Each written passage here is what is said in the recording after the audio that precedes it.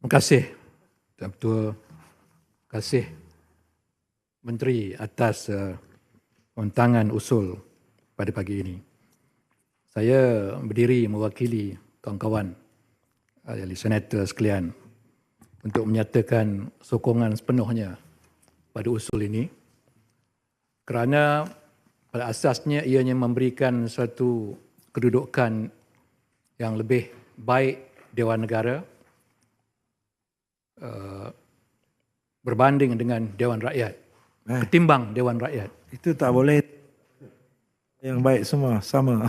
Tak boleh sama, tapi kita upgradekan dan penubuhan 5 lagi jawatankuasa pilihan khas Dewan Negara akan memberikan kesempatan kepada lebih ramai ahli-ahli yang berhormat senator untuk memberikan khidmat di dalam sektor-sektor yang telah dipersetujuikan, ditambah dengan 3 yang sedia ada.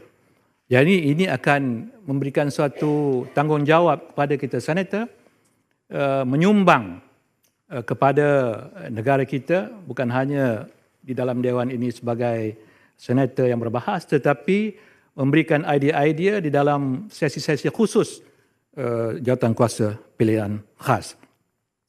Dan kita pun sedar bahawa jawatankuasa pilihan khas ini ditubuhkan secara rasmi dan mempunyai kekuasaan, mempunyai kedudukannya yang baik. Jadi ini adalah peluang bagi kita untuk memberikan khidmat kita di dalam pentadbiran, dalam pembangunan negara kita.